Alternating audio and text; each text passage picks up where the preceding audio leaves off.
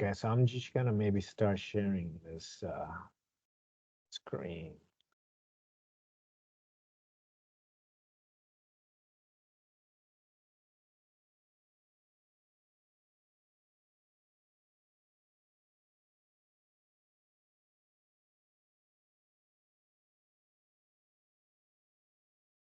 Um, so yeah, like I said, please feel free to like unmute yourself or whatever and just butt in because I I'd rather not like have this be just my monologue. And same thing if Tracy, if you're staying for this, like if you want to butt in, like please do anytime. Also, if somebody wants to butt in, that'd be helpful today, just because I don't know how long my like voice will last per se today. So also because of that, like if I sound like I'm gonna start crying or get emotional, I guess I'm kind of known for that sometimes, but like I don't get emotional about talking about this topic. I just want you to know. Anyway, so organic chemistry, I'm assuming like everybody has had, some good background in general chemistry. So like you've seen Lewis structures and whatnot. And some of those Lewis structures look like these, what we call functional groups. And that's kind of what Ochem is about. Each of these functional groups that like make up different parts of, organic molecules, those are the parts of the molecule you want to pay attention to because each of these has unique reactivity. They react with things in a certain way, or they interact even without a reaction, interact with other functional groups in a very particular way. And that specificity is what is useful about some organic molecules like drugs. Like I'm sure most of you, all of you have heard of like penicillin, which is a beta-lactam antibiotic. Structure looks like that. I bet you've heard of like antibiotic resistance development among bacterial strains, many of them. So a lot of bacteria that normally you used to be able to kill with penicillin have developed the ability to make enzyme called lactamase that sort of hydrolyzes these things off. And if you have that gene or that functioning lactamase enzyme, then penicillin won't work. So these days, like one of the what we call last resort drugs, antibiotics for bacterial infections, is called vancomycin. That has this very, big complex structures. But if you kind of remember the list of functional groups from the last slide, like this alcohol or the carboxylic acid, there's a bunch of those here. Like here's a carboxylic acid, here's a bunch of alcohols. That would be ether, there's aromatic rings and amides. Amide was a thing here. Right. So hopefully, one of the things in Ochem, like you can recognize functional groups. Those are the parts of the molecule that you pay attention to because they have specific properties associated with it. Um, Unlike Genchem, like in Ochem, you tend to see the structures drawn more like this with the lines. The main difference between like a Genchem Lewis structure is you just need to know that the end of each line is a carbon, and each carbon has 4 bonds. So you should be able to figure out the implicit hydrogens that are implied. There's one hydrogen there and whatnot. Another thing you do a lot in organic chemistry is to understand like how reactions happen. Um, and really, it's put as simple as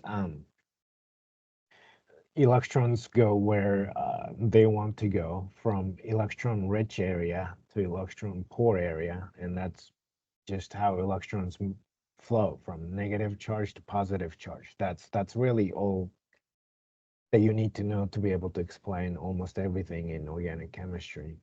And we often Right, what's called a reaction mechanism to try to understand why and how those reactions happen with these arrows. Like you might know that oxygen is electronegative, so it wants electrons. So electrons, not surprisingly, flow towards this very electronegative atom. And then once this happens, like this arrow is showing how this carbon in a cyanide ion is forming this carbon-carbon bond with these two lone pair of electrons. So that's what that arrow is indicating. So now you have a bond. This arrow indicates how that double bond or pi bond moved over and whatnot. And so that's what each arrow indicates, movement of electrons. And another thing you do in organic chemistry is to think of like how you can maybe synthesize molecules. Like for whatever reason you think that this particular structure would make a good drug or something like that, and you need to make it, you could maybe dissect it here if you know the reactivity of cyanide with these conjugated two double bonds and whatnot, right? So that's sort of what you do in organic chemistry, you know, thinking about reaction mechanism. Based on reaction mechanisms, you could sort of figure out how to make molecules. And the biggest power of Ochem will be the ability to be able to almost synthesize any molecules you want. Okay. And and a lot of times that's we want to make certain molecules because they usually make good drugs. And part of the reason is you get like the biggest funder of scientific research in the US is NIH, National Institute of Health. So um, that's part of the reason why like most chemically relevant or even biologically relevant projects usually have some application to medicine. Uh, Hold on one sec, excuse me.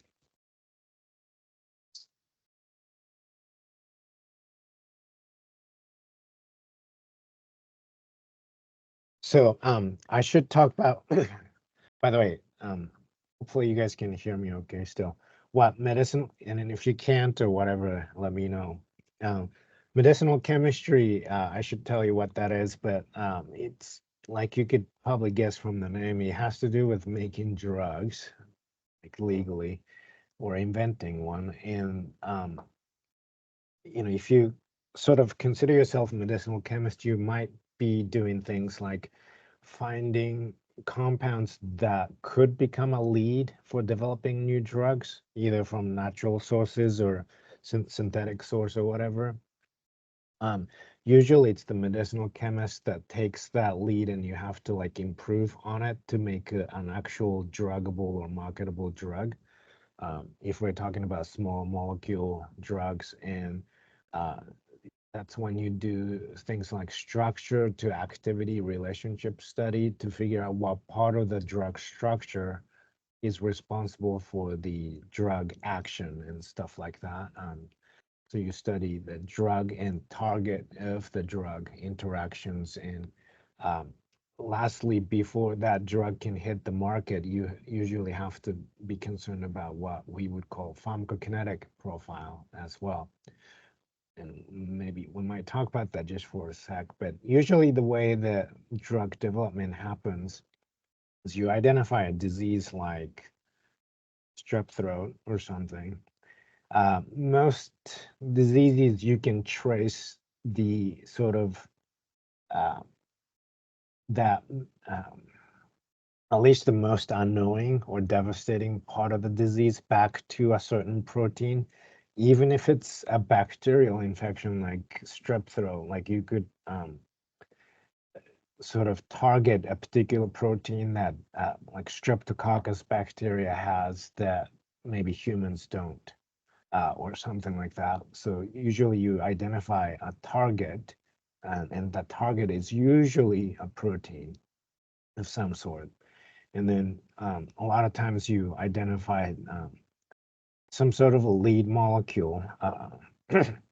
We'll touch on this, but more than half the time, like more than 60% of the times, these come from natural sources, because naturally occurring molecules often are sort of designed to fit into these proteins and whatnot. So, and then even if you find a good lead molecule, like that might not be suitable for using it as a drug, either because it has some undesirable property, or sometimes it's just a matter of patentability.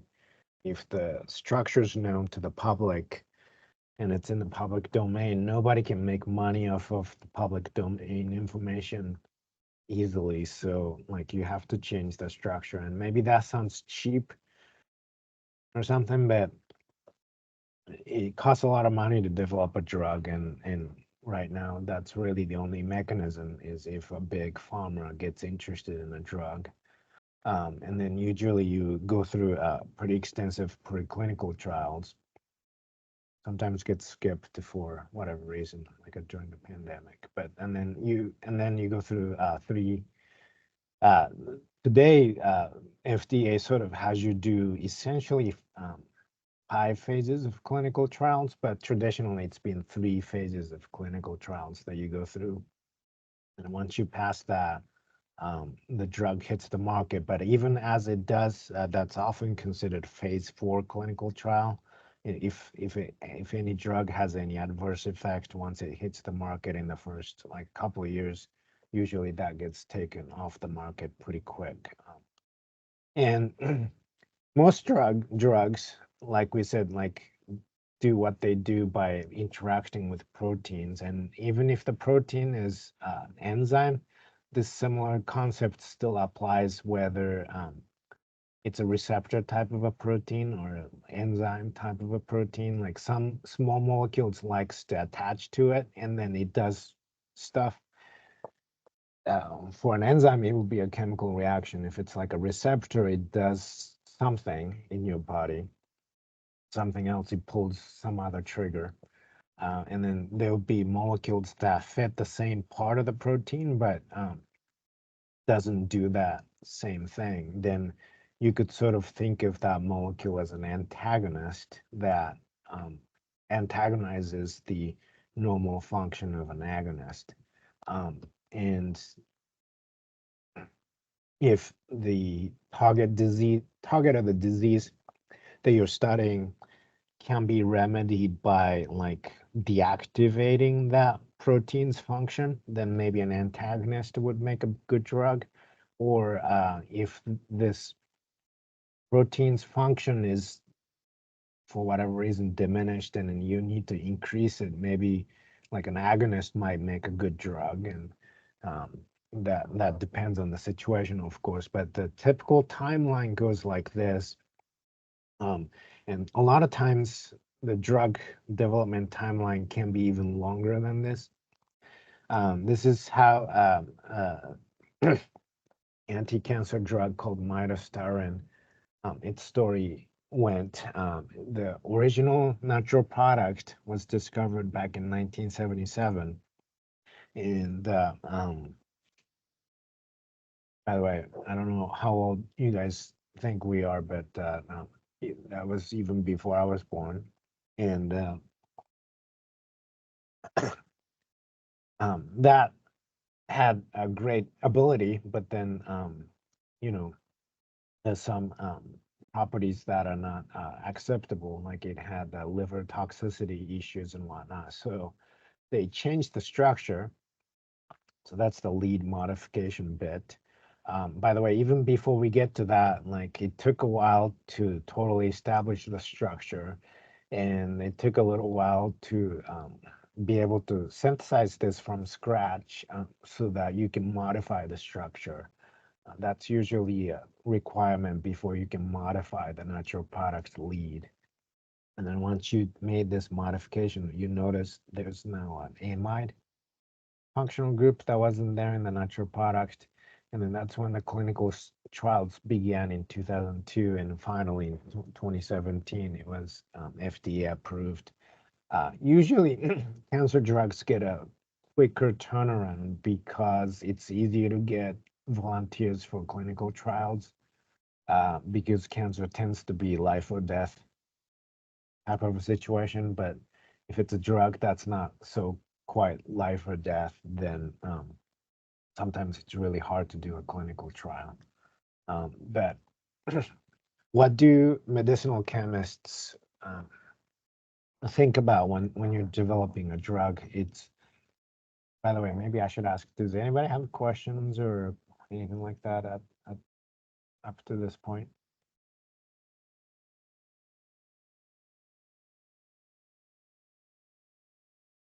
Anyway, if not, the couple of things medicinal chemists usually think about are pharmacodynamics is number one.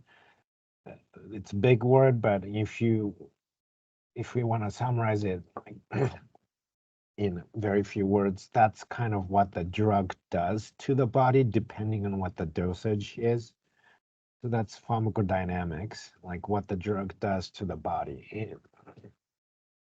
For medicinal chemists, usually we have to think about the pharmacokinetics as well. And these two together is sort of what we typically think of as pharmacological study or pharmacological concerns. Pharmacokinetics has to do with what the drug does to the body, because that's actually important too. Like certain drugs get excreted very quickly out of your system, then like you have to like maybe dose it higher, or some drugs hang around in your body for a long time, then if you give too much, it gets toxic or something like that, right? So you have to typically think about the pharmacodynamics of dosing or concentration and the effect relationship, and pharmacokinetics of how fast the drug gets eliminated out of your system and whatnot. Together gives us the actual picture of like what dose do you need to give to the patient and that kind of things. And typically you're thinking between the useful therapeutic effect window and when the molecule just becomes too toxic at that particular concentration or dosage. And in between is the therapeutically useful window. That you could study both in terms of the dosage, but also in terms of like time since the administration. But anyway, that's enough about pharmacology for now. But as far as where those drug leads come from, like we said, like natural products are a huge source. And in fact, today, one way or another, at least more than 50% of the newly FDA approved drugs come from natural products or natural products derived. And then if you take out like macromolecule, quote unquote, drugs like vaccines and other biologics, the percentage of natural products would be even higher. And then only like a quarter of the newly approved drugs are purely synthetic in origin. So what are natural products? Because if you just Google that term, like sometimes you get, I don't know, like ads for essential oils or something like that, which essential oils definitely do contain natural products, but that's not sort of what that word means. It actually has a very precise definition that we'll mention, but some natural products I'm sure you've heard of, like salicin is found in the bark of a willow tree, which is where like aspirin is derived from, and then ephedrine is derived from also a plant that has sort of an anti-cough, anti sort of cold symptoms properties. You might have heard of like hemlock. That's the poison that like Socrates died from. The main poisonous constituent is a compound called colchonine and whatnot. Or some natural products are like what we call, CNS drugs, or maybe the most popular because it's legal would be caffeine. By the way, if you're worried that I'm drinking coffee this late in the day, this is decaf. If I don't know if my picture's on the video or not, but that's caffeine. Good thing you said something because I was definitely worried. Oh, thank you for the concern. Yeah, I hope it was decaf, but anyway, um, at least I don't feel it. But and there's other like illicit drugs. A lot of them are nitrogen containing alkaloids, except for THC from weed. There's other natural products too that you might not think of, but a lot of the smelly compounds, like the smell of the cinnamon from uh, cinnamaldehyde in cinnamon, or that like sort of like harsh smell from the garlic is sulfur compounds like diallyl disulfide. Interestingly, this has excellent anti-cancer properties, but usually it doesn't make that much of a difference to eat ton of garlic because by the time you cook it and ingest it, this compound is usually decomposed. But it's like, compounds that you associate with like lemon smell and different things. So what a natural product is precise way to define it is it's a compound that living organisms make that are not primary metabolites. That's probably the most precise definition. So primary metabolites are the things that typically, like Tracy was saying, like in molecular biology, you think about, or in biochemistry, you study their function and their biosynthesis. So those are things that like we're sort of made of, and we derive like energy out of. So like fats, carbohydrates, proteins, DNA. Those are primary metabolites, and everything else that we make, we as in humans can make these, but a lot of them are made by like bacteria and plants. Yeah. A lot of times they're made for chemical defense purpose. Like, plants can't like run from a predator. So one way that they can defend themselves, they just produce some, toxic compounds that would be toxic to whoever would eat them. Like caffeine, it's meant to be an insecticide and whatnot. And a lot of the secondary metabolites also function as pheromones as well. So the term natural product is actually synonymous with secondary metabolite. Okay, so um, so primary metabolites, those are the things you study in biochem. Everything else that's in nature is sometimes we call that natural products chemistry. Well, some people like to say that that falls in the category of either bioorganic chemistry or medicinal chemistry, but some of that is kind of semantics. So, excuse me, sorry.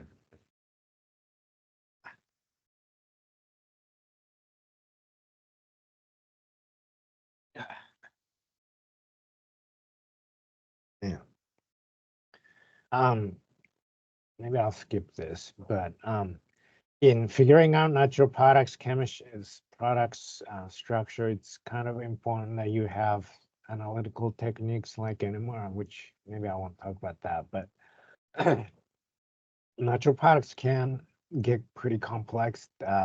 This is the biggest natural product or secondary metabolite that has been structure elucidated to date. And this might be surprising to you, but it was actually done like more than 20 years ago. And it required a lot of complex NMR study, as you can imagine, but maybe I won't talk about that. But I do kind of want to mention something that my PhD mentor published a couple of years ago, and that had to do with, or more than a couple of years ago now. It's kind of a bummer, kind of a paper. It's a perspective paper he published, but basically his thing was complaint was like it feels like a lot of the important natural products have already been discovered, and like we're not making as much of a progress as like as in the good old days. Is kind of what he's saying, and he quantified that complaint by uh, quantifying this thing called Tanimoto similarity score, and that has to do with just taking different features of the structure and giving it a number so that you can compare quantitatively compare two structures. Okay, so that's kind of what the idea is.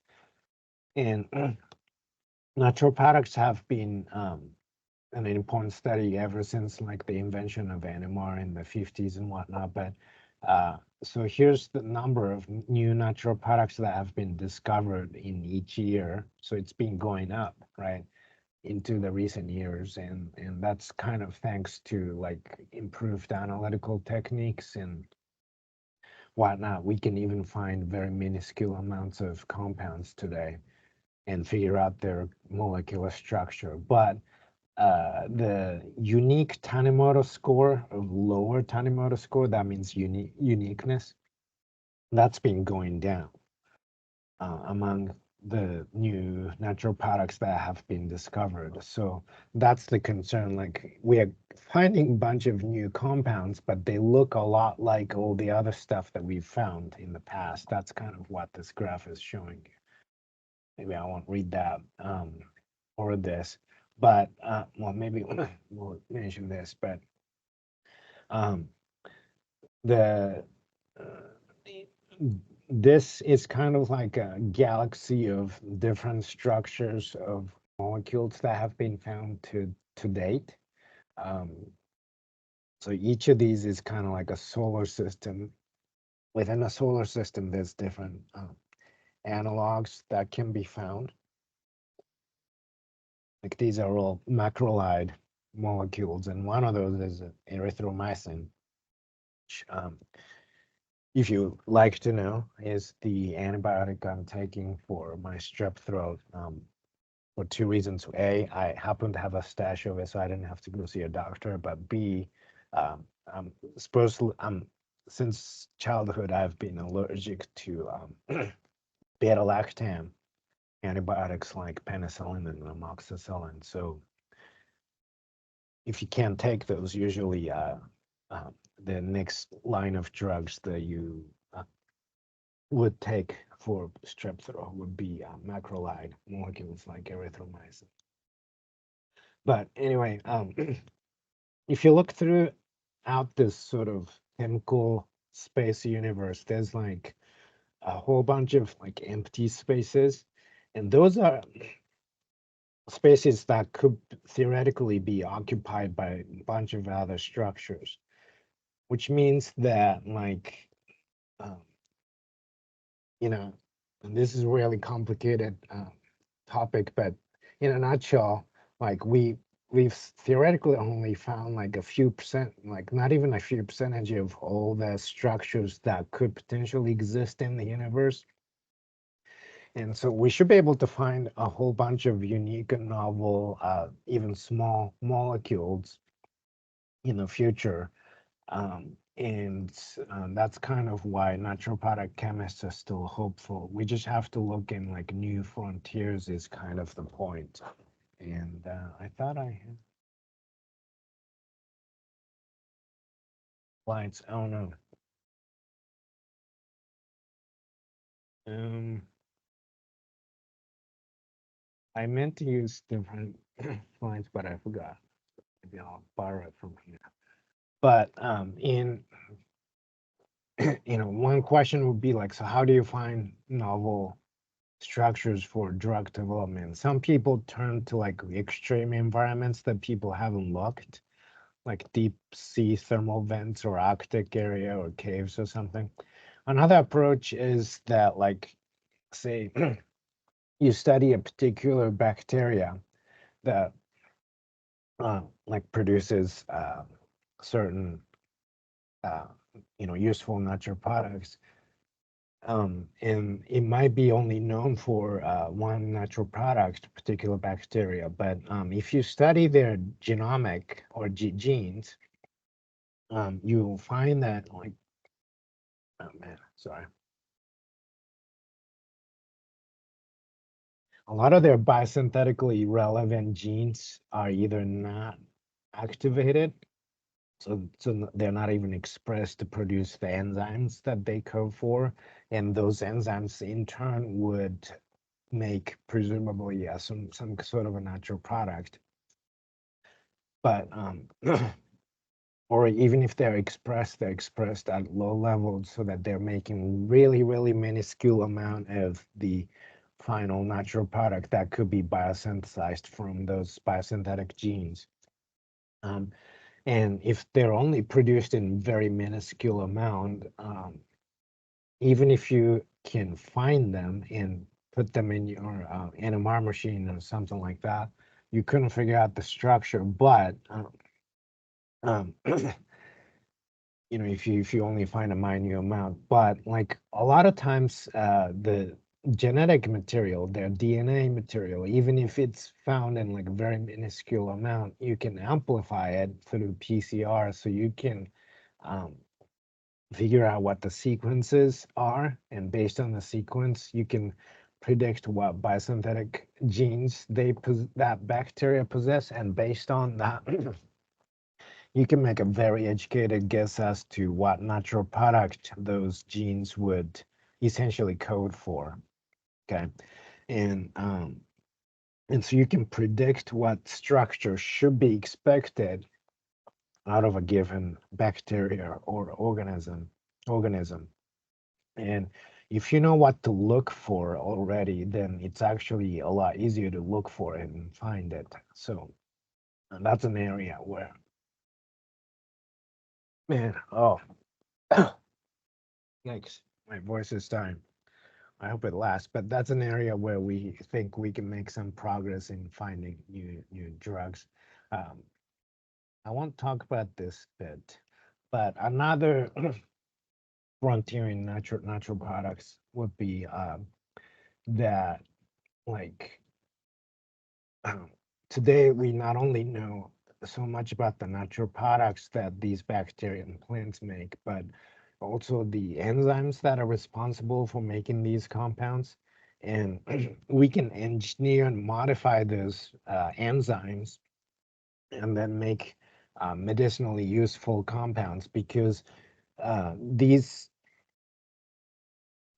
natural product enzymes, they tend to make structures that are biologically relevant. See, like when synthetic chemists make chemicals that are derived from petrochemicals that are easy to make, that those structures may or may not be all that relevant in medicinal fields or for medicinal applications. But when natural products, naturally occurring natural products, biosynthetic enzymes make a molecule, they tend to be biologically relevant. They tend to be biologically active. So that we could turn that into a tool to make maybe even a novel structure or certain natural products that used to be able to be kind of untouchable because it was too costly to synthesize them.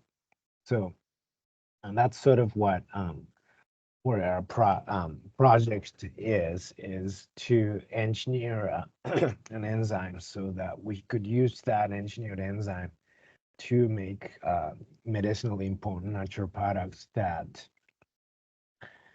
used to be too difficult to synthesize. In particular, the kind of reactions we're interested in are called coupling reactions. So those are reactions that take like one big chunk of a molecule and another big chunk of a molecule and sort of put them together. It's kind of like putting together Lego blocks. And so we are interested in developing coupling reactions using biocatalyst, which are examples would be like an enzyme or engineered enzyme. So, okay. So that's kind of the background and the idea. And I'd say that natural product sources, like where these alkaloids come from, which is marine bacteria that came from these very defenseless creatures, um, have a symbiotic relationship with these pretty toxic bacteria like Pseudoaltermonas that produce these interesting compounds that happen to have antibacterial or anti-MRSA activities. Um, we're interested in like these natural products still because, again, like I said, these compounds tend to be very bioactive in a way that a lot of synthetic compounds are not. But some of these drug leads, like this compound, it's just a little too difficult to synthesize them through, excuse me, regular chemical means. And so they tend to get abandoned as a lead for drug development. And what we want to do is to be able to sort of resurrect those abandoned leads by providing a nice synthetic biocatalytic tool uh, using a sort of more, I guess, biology approach to engineer those enzymes. So anyway, I hope I was able to sort of frame our project in a way that you kind of get the bigger picture. But did this inspire any questions or anything like that?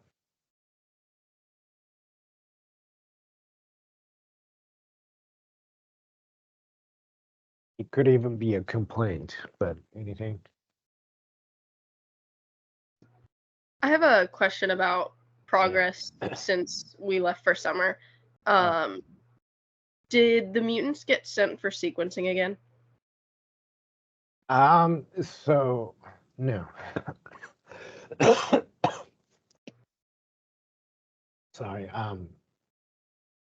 This week mostly became about let's just recover from this stupid strep throat and celebrate my daughter's birthday nonetheless. So those are the with that and helping out Reagan here and there.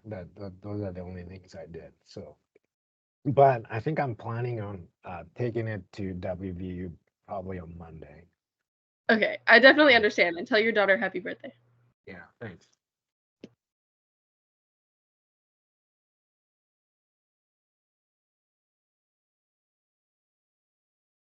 Oh, also Haley, I made like new expression and reaction reagents and stuff. The riboflavin and the iron looks a lot better, so we have that made, and new lysis stuff as well. Perfect. Are you running a cycle this week with the new ones? Yeah, I do have some plates. I ran some stuff this morning, but we did just deep clean the LCMS, so I haven't got a chance to run like everything yet. But let me know how it goes, because I'm curious with the new reaction reagents. Hopefully that helps. And I'll label the ones if I don't get a chance to run them. I'll label them and like let you know where they are, and you can put them through as well. Perfect.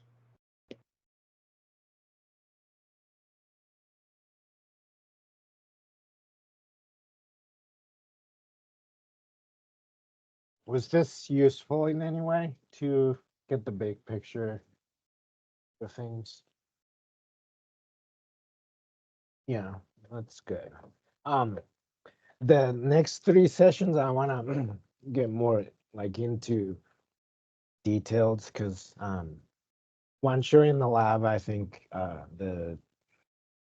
what you need to know is the details and specifics to be able to do anything. But I think it's always nice to be able to frame what you're doing in a bigger picture. So, that's kind of what that was about. But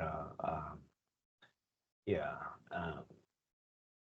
please do give like feedback on each session too, because I want it to be, useful to you, and so you feel like you could kind of at least have some, I don't know, theoretical knowledge background when you step into the lab a little bit, because I think it's good for you to be reading up on things to become more familiar with these things after you start in the lab.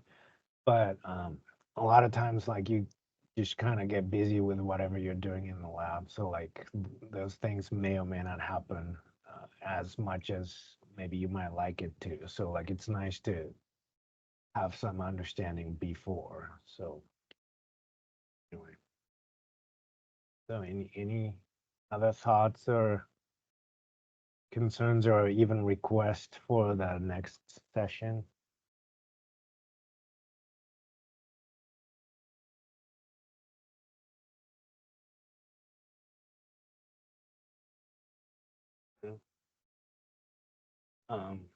Do you have anything to add or anything, Tracy? Or you can even subtract things. Nope, it was good. That's good. Do you all feel like you learned the entirety of Ochem in 5 minutes? That's good. Next year will be I easy. feel like I didn't even need 2 semesters of that. That was good enough. Yeah, those 2 semesters, that was just waste of time.